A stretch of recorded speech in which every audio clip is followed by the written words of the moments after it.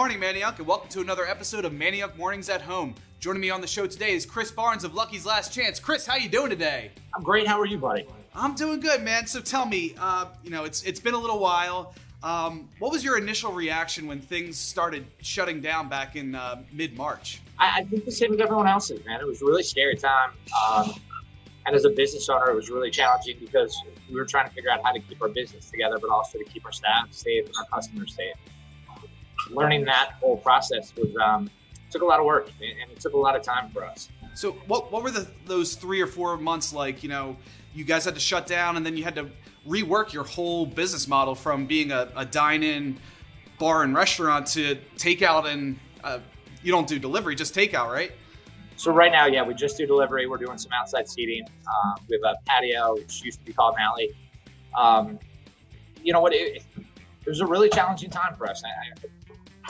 I know I like to joke around a lot with you guys, but the fact of the matter was, restaurants, not everybody shut down. We decided to close ourselves down for about a month just to kind of get a better understanding of what was happening. There was new news coming out every day, and things were changing so fast that we just felt like the safest thing for us to do for everyone was to close down for just a little bit, kind of regroup, try to get some more information, and then see what the safest path was for us to try to get back to.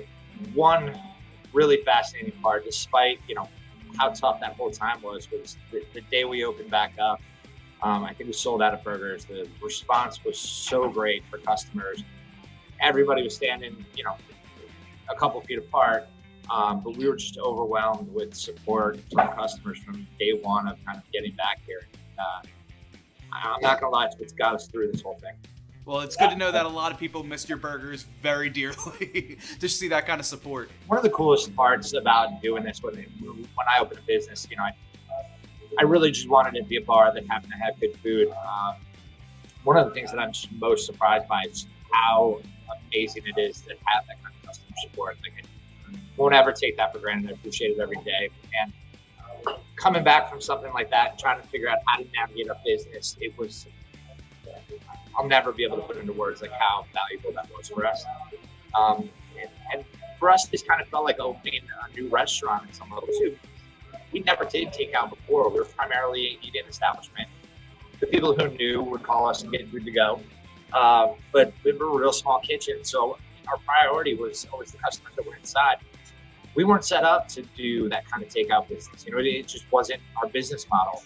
So we had to kind of create a brand new business and figure out what employees we could bring back in and try to get back as many people as we could, but also do that in a safe way. And every time you made a decision on one thing, something would happen on the other side, and you would say, okay, we can't do this, we can't do this. And it's been a whirlwind. It's been a whirlwind.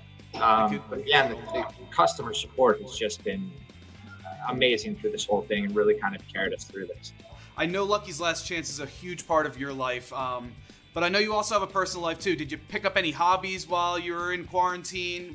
Were you cooking at home? Were you ordering out a lot? Tell me, what were you doing?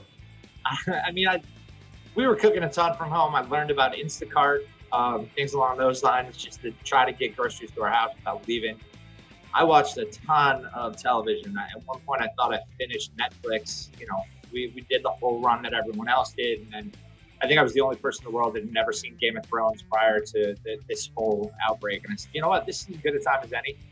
And so I'm in the middle of season 3 right now. Don't ruin anything for me. My lips are sealed. What was the best dish that you cooked at home during quarantine?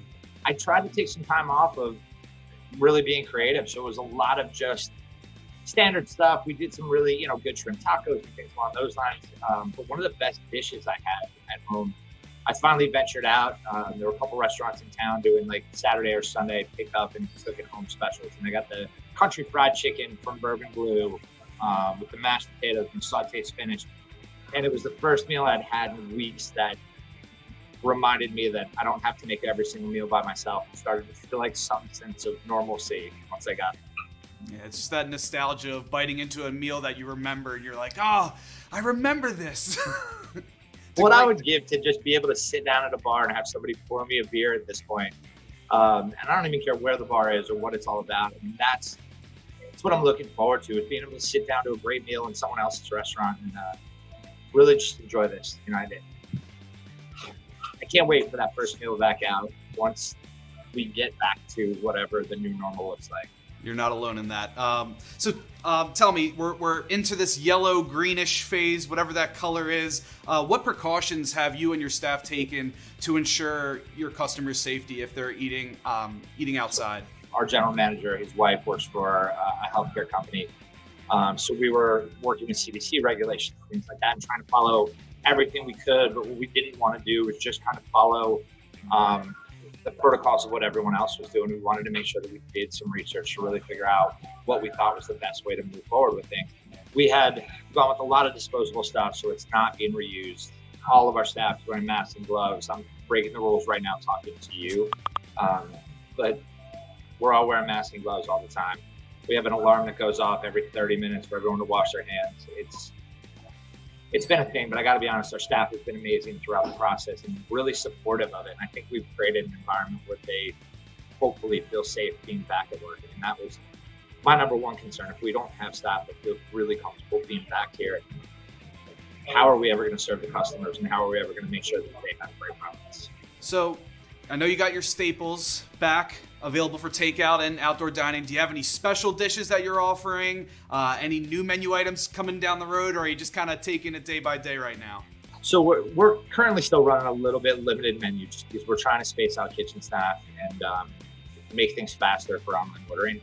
So we're not quite at full menu of what we had before, but we've taken what was traditionally a burger of the month approach for us, and just because we had so many ideas going back and forth and so many text chains and things happening throughout the shutdown, that we've decided just to kind of run a special a day. So we are throwing out so many new things, probably more new things in the last month than we have in the last 2 years.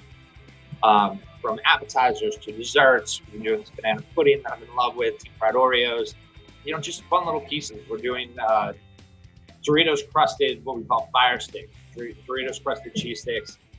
We can't keep these things in stock, and we can't make them fast enough, seemingly, for when we run those on special. This month being July, and it being hot dog month, we're celebrating the hot dog. So we have a ton of new hot dog inventions that we're throwing out. We're going to be debuting a foot-long chili cheese dog in the next couple days here. All right. Well, Chris, before I let you go, I want to wrap things up with one final question.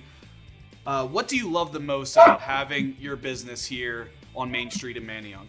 Oh my God, a million things. This last question will take me an hour to answer. The Main Street is just such a unique space because we have all these great independent businesses and business owners working together in the community. You can walk in any store, find the owner. It's a different level of service that comes out of that stuff. And having an independent bookstore, having an independent record store, having just people who really care about their product. And I mean, we've done weeks where we've just done collabs with everyone on the street. People are so excited about, working together on things, that sense of community. And I think really, Manayunk feeling like a really small town in a big city. But you can walk down Main Street and know your neighbor. I don't know how many places you can find that kind of stuff. And Manayunk's always had a special place in my heart because I moved here right after college, like I think a lot of people did. And I've left a couple times and I keep getting stuck back. And even over the years as Manayunk has evolved, so many beautiful things have come out of it. I mean, the Arts Festival is a staple, but it's all the smaller events and the little things that make it so great. Quite honestly, the other business owners in the district that work so hard, not just for their business, but to really make the whole district shine. Coming out of this, they've been my therapy group and people for me to lean on to ask the question, how do we get through this thing? How do we get out the other side? How do we make it, right? One, but then how do we work together to make it as a team? Because we want to see everybody make it through this thing. I think that's been the coolest part of this, and it's like what you're doing right now with interviewing me for this thing and the other interviews you've done and sharing the stories. I mean, it goes so far in terms of just trying to make sure that our businesses here are successful and can be here for a long time. And that's, all the reasons that I love Manayunk. Well, Chris, thank you so much for joining us this episode of Manayunk Mornings. I wish you the best of luck as we're entering this greenish, yellowish phase, whatever is coming ahead. And I can't wait to grab a drink with you as soon as we're able to sit inside a bar. Come over. We got some good specials going on this week, kind of every week. And we do a lot of taste testing, Leo. So I'm going to personally invite you over for some taste testing at some point soon. As long as you wear a mask and wash your hands. That sounds good to me. Chris, thank you so much. See you soon, all right? Thanks for having me, guys. Well, that's our episode for today. Thank you guys so much for joining us. God, I miss those Lucky's Last Chance burgers so much. If you like what you see, be sure to like, comment, share this video, subscribe to our YouTube page, and if you want to watch the last episode, click it right here. We'll see you next time on Manayunk Mornings at Home.